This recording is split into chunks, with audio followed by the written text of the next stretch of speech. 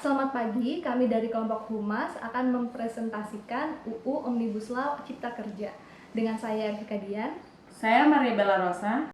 Saya Sandi Rosadi. Dengan saya Panji. Saya Angga Yuda. Dengan saya Daud Putresa. Dengan saya Sekar Widayani. Undang-Undang Omnibus Law Cipta Kerja. Omnibus Law rancangan Undang-Undang Cipta Kerja sudah resmi menjadi undang-undang dan sudah diketuk palu oleh DPR RI melalui sidang paripurna DPR RI ke-7 pada masa persidangan 1 periode 2020-2021 yang digelar pada hari Senin 5 Oktober 2020 dan dipimpin langsung oleh Wakil DPR RI Aziz Samsudin. Nah, ketuk palu ini sebagai tanda pengesahan setelah mendapatkan persetujuan dari peserta rapat. Berdasarkan fraksi, ada 6 fraksi menerima, 1 menerima dengan catatan, dan 2 menolak. Sebelum disahkannya, sempat ada interupsi dari fraksi Demokrat dan PKS. Interupsi ini bahkan terjadi di pertengahan rapat dan Partai Demokrat memutuskan untuk keluar atau walk out dari ruang persidangan. Selanjutnya, saya akan menampilkan ragam reaksi masyarakat pengesahan Undang-Undang Cipta Kerja yang disahkan pada hari Senin tanggal 5 Oktober 2020. Dan pada akhirnya mendorong massa hingga pada akhirnya keluar dari daerah Medan Merdeka Barat karena memang mereka memulai melemparkan sejumlah benda-benda tajam seperti batu, kemudian ada botol minuman begitu ketika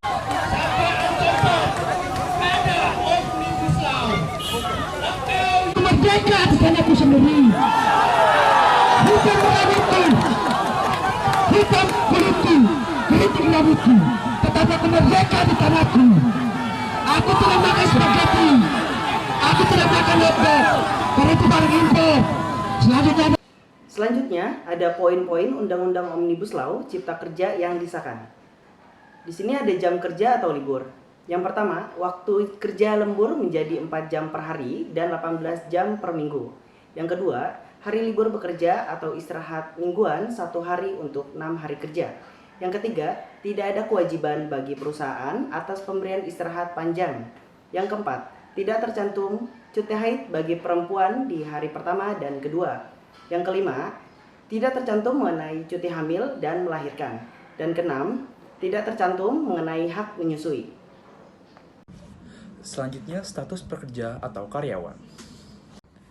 Pasal mengenai PKWT yang ada di Undang-Undang Ketenagakerjaan dihapus. Tidak ada ketentuan yang mengatur tentang syarat pekerja waktu tertentu dan pekerja kontrak. Nah, selanjutnya saya akan membahas mengenai upah. Pembahasan upah ini terdiri dari 4 poin. Yang pertama adalah upah satuan hasil dan waktu. Dalam Undang-Undang Cipta Kerja ini diatur mengenai upah satuan hasil dan waktu.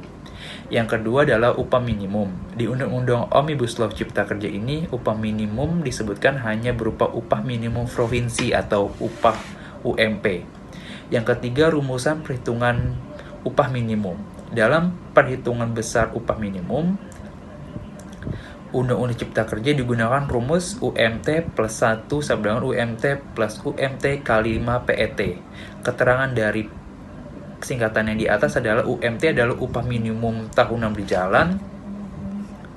Dan yang kedua adalah PET, pertumbuhan ekonomi tahunan, tidak dimasukkan perhitungan inflasi, tetapi menjadi pertumbuhan ekonomi daerah. Yang terakhir adalah poin keempat, bonus. Pada Undang-Undang Omnibus Law Cipta Kerja diatur mengenai pemberian bonus atau penghargaan lainnya bagi pekerja sesuai masa kerjanya. Ini saya akan menjelaskan tentang pesangon. Yang pertama, uang penggantian hak. Tidak ada uang penggantian hak dalam Undang-Undang Cipta Kerja. Yang kedua, uang penghargaan masa kerja. Tidak ada uang penghargaan masa kerja selama 24 tahun dalam Undang-Undang Omnibus Law Cipta Kerja. Yang ketiga, uang pesangon. Tidak ada uang pesangonan bagi pekerja buruh yang di PHK karena surat peringatan. Kemudian, tidak ada uang pesangon bagi pekerja atau buruh yang di PHK karena peleburan atau pergantian status kepemilikan perusahaan. Dan tidak ada juga uang pesangon bagi pekerja atau buruh yang di PHK karena perusahaan merugi selama 2 tahun. Dan yang terakhir, tidak ada uang pesangon bagi pekerja atau buruh yang di PHK karena akan memasuki masa pensiun. akan menjelaskan tentang jaminan sosial. Yang pertama, tidak ada sanksi pidana bagi perusahaan yang tidak mengikut sertakan pekerja atau buruh dalam program jaminan pensiun.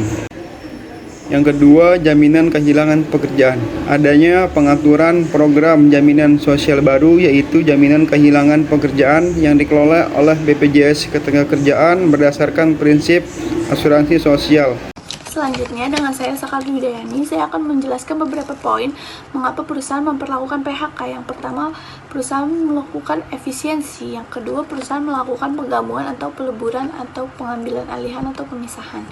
Yang ketiga, perusahaan dalam keadaan penundaan kewajiban membayar hutang. Yang keempat, perusahaan melakukan perbuatan yang merugikan pekerja. Yang kelima, pekerja mengalami sakit berkepanjangan atau cacat akibat kecelakaan kerja selama kurang lebihnya 12 bulan.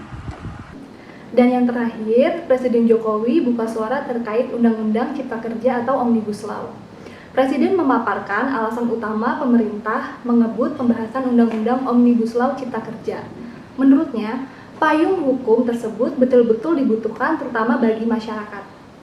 Karena setiap tahun ada sekitar 2,9 juta penduduk usia kerja baru, anak muda yang sangat membutuhkan lapangan pekerjaan. Sehingga kebutuhan atas lapangan kerja baru sangat mendesak.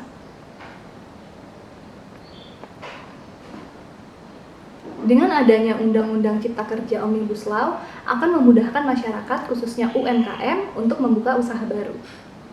Jika ada yang keberatan dengan Undang-Undang Omnibus Law Cipta Kerja ini, dapat mengajukan uji materi atau judicial review melalui MK atau Mahkamah Konstitusi. Sekian presentasi dari kelompok kami, kurang lebihnya mohon maaf dan terima kasih.